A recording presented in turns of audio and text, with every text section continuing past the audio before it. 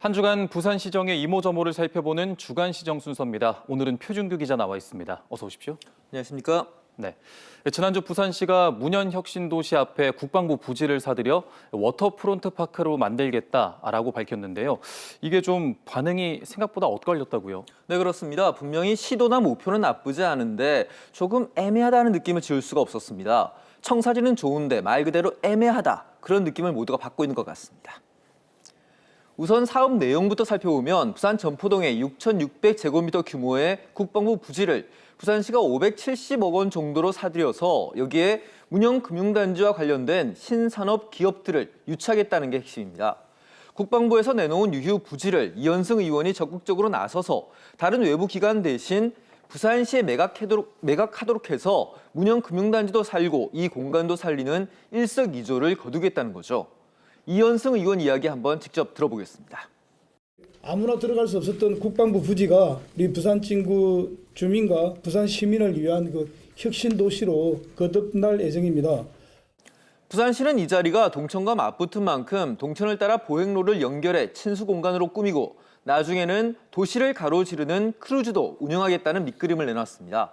박현중 시장 이야기도 한번 들어보겠습니다.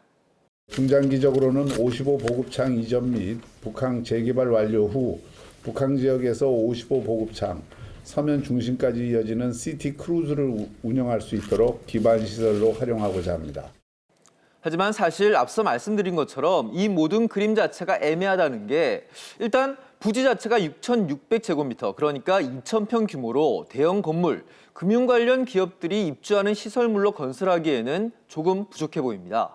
여기에 중간에 대형 마트 부지 등 문형 금융단지와 상당히 이격거리가 생기는 시설들이 자리 잡고 있어서 과연 디지털 금융 등 신산업과 관련된 시설, 기업들이 이곳까지 확장될까 하는 근본적인 의구심도 드는 게 사실입니다.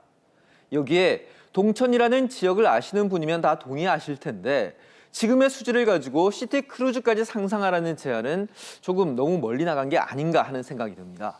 물론 눈에 보이는 정도의 목표가 시정의 큰 그림이 될 수는 없겠지만 동천, 그리고 이 지역 인근이 상대적으로 개발에서 제외됐던 이유를 생각하면 6,600제곱미터를 확보한다고 전체 판도가 달라질 만한 그림을 내놓는 건 조금 성급하다는 느낌도 지울 수 없습니다. 따라서 지역 국회의원과 부산시가 노른자의 국방부 유유지를 놓치지 않고 확보했다. 앞으로 인근 부지를 연결해 개발할 수 있는 큰 그림을 그리겠다 정도로 가치를 평가했다면 더 낫지 않았을까 하는 의견이 적지 않았습니다.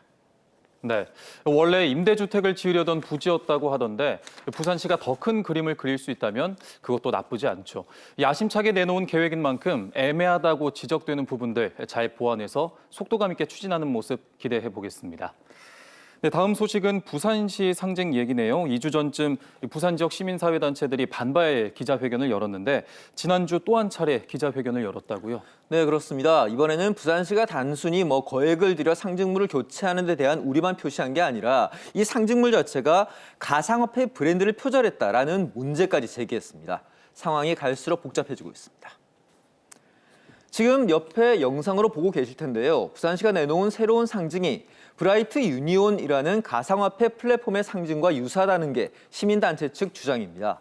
일단 영어 알파벳 B자를 단순화시키다 보니 둘 다 형태가 비슷한 건 어쩔 수 없어 보이고 여러 색깔이 서로 엇갈린 배치라든지 개념적인 부분에서도 비슷해 보이는 건 사실입니다. 벌써 두 번째 비판 기자회견을 가진 시민단체들은 훨씬 더 강경하게 목소리를 냈는데요. 직접 들어보겠습니다. 외국 회사의 브랜드를 그대로 표절한 것이 밝혀졌다. 시장은 이 과정을 해명하고 용역업체에 대한 법적인 조치와 함께 배상 청구하고 관련 공모를 해임하라. 전문가도 폴리곤이라고 삼각형으로 구성하는 기법을 똑같이 사용했는데 시각적으로 유사성이 보이는 건 사실이라며 표절이라고 해당 업체가 소송을 거는 것도 가능하다. 정식 소송전이 벌어질 수도 있다라고 밝혔습니다.